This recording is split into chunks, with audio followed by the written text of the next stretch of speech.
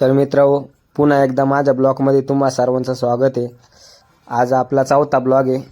आपल्याला 300 ब्लॉगचं टार्गेट द्यायचं आहे. तर मित्रांनो, सर्वांनी लाईक करा, फॉलो करा, कमेंट करा. मित्रांनो, माझा पाय फ्रॅक्चर झाल्यामुळे मी नाही का कामाला जात नसतो. तर आजी म्हणे, भाऊ मी बोटं दाखवू का? म्हणलं दाखव आई. म्हणजे आई अशी 2 बोटं दाखवली हो. ते हे बघा मित्रांनो, हे आपलं कुत्रं तुम्हाला दाखवतो थांबा. ते बघा आलं. इतकं खतरनाक आहे ना भैया, ती डायरेक्ट गाडीवर सुद्धा समोर बसतं, इतकं भयांना. मी आताच त्याला गारका मारून आणला, पण तुम्हाला दाखव. तर मित्रांनो, त्याला बकऱ्याच्या राखणासाठी आणलं होतं, पण ते कधी काय बकऱ्याचं राखण करीतच नाही. ते फक्त घरचंच राखण करीत. त्याला बोलावलं का त्याला इतका लाड येतो ना, डायरेक्ट अंगाला चाटा बिटायला लागत. डायरेक्ट खतरनाक मध्ये. ते बघा नुसता लहान लेकरावानी करतं भाई, ते इतकं भयांना. तुमच्याकडे आहे का असं कुत्रं? कमेंटमध्ये नक्की सांगा. भैया आपण लिंबाखाली झोपलो होतो, पण ऊन बिन लागत होतं खतरनाक तरी, कारण की लिंब लहान होता. आपल्या डोक्यात चालू होतं सावली करायचं. तर पाहू म्हणलं नंतर करू, बघू नंतर.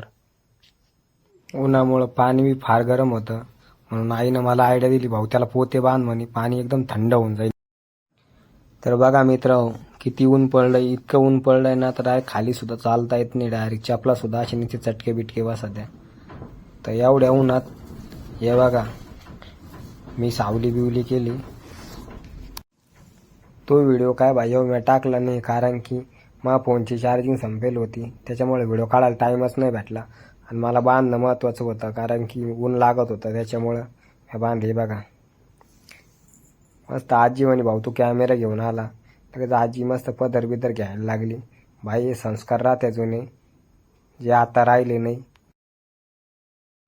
भाई वारं इतकं खतरनाक आलं ना, डायरेक्ट माझ्या डोळ्यात सुद्धा गेलं, इतकं भयान वारं आलं तरी माझं. तर भाई पुऱ्या गादीवर कचरा विचरा झालता. मला कचरा काढायचा होता, पण कसा काढा होता दिमाग चाला ना. डायरेक्ट पुऱ्या गादीवर नुसतं कचरा होऊन गेलता, इतका भयान. तर ठीक आहे म्हणलं. एका हातानं गादीवर करणं शक्य नव्हतं, तरी प्रयत्न केले, पण काय सक्सेस झाले नाही. मग वर कॅमेरा लावू, तर वर फोन ठेवण्यासाठी जागा बघायला लागलो, पण कुठंच फोन राहीना. ठीक आहे म्हणलं राहीन का, पण नाही, असं वाटत होतं का तो पडन.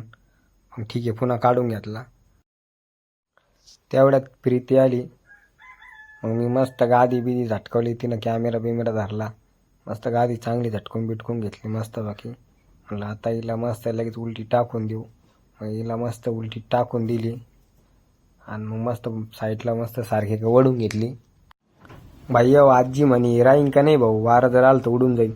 भाई एवढं खतरनाक वारं आलं तरी ते पडलं नाही, काहीच नाही, एकदम खतरनाक जसं तसंच राहिलं.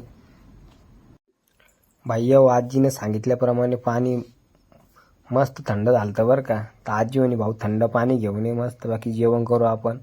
भाई आजीची आयडिया कशी वाटली तुम्ही कमेंटमध्ये सांगा बरं का. भाई शेवट पाणी घरात आणलं, ठेवून दिलं. फॅन बिन चालू होता. तुम्ही म्हणशा फॅन बिन राहतो सगळं, मग तुम्ही बाहेर